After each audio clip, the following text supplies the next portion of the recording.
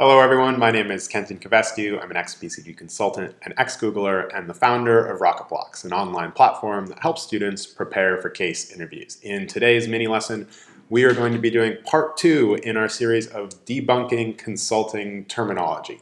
And what we're going to talk about today is second order thinking, or what sometimes is referred to as next level thinking or second order insights. So let's go ahead and jump in.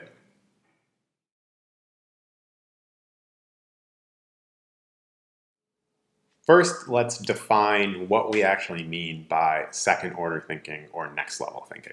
This is basically a type of thinking where you are forecasting the second and subsequent consequences of a particular decision or action before they actually happen, so you can understand what the potential impact of them and what the knock-on effects might be. Now, this is critical to the consulting industry and the role, because if you think about what you're actually doing in that job, you are making recommendations to your clients who are paying you very well for those type of recommendations, and the clients ideally are going to go implement the recommendations.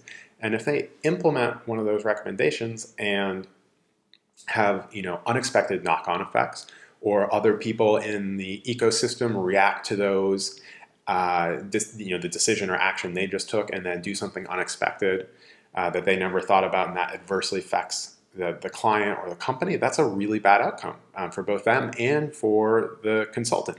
So thinking about problems this way and stepping yourself through the decisions and how other people are going to react and what they will do in response and what that means for your client and company is really, really important. So let's take a look at this in a quick example.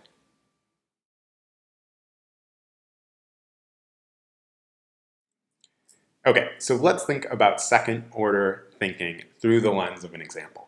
And what I want to use is the self-driving and autonomous vehicle space, and think about the impact that that's going to have on the drivers of companies like Uber, Lyft, Didi, and all the taxi companies globally.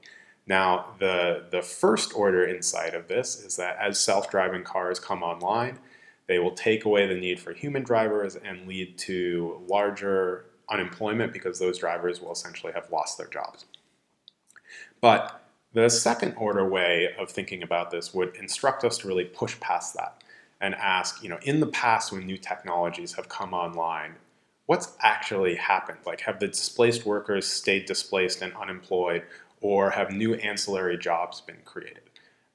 Or have new categories of the economy started growing faster, and those workers have been redeployed? There's a lot of interesting questions you can ask there, and the first order implications in many cases aren't actually right. And so you need to dig into that second order and start asking those questions to get to really interesting insights and greater detail of what might actually happen.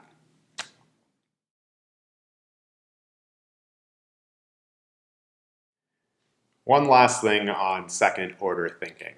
As you saw from the previous example, it takes time, as opposed to the first order implications, which are a little more obvious and easy to reach. Second order thinking requires you to think about the systems and the interactions and the knock-on effects.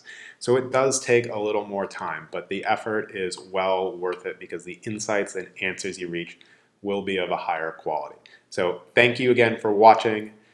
We've got lots of great videos on the consulting and case interview process coming out weekly, so if you haven't subscribed yet, please do so. There's a big red button below, and we'll see you next time. Thanks again.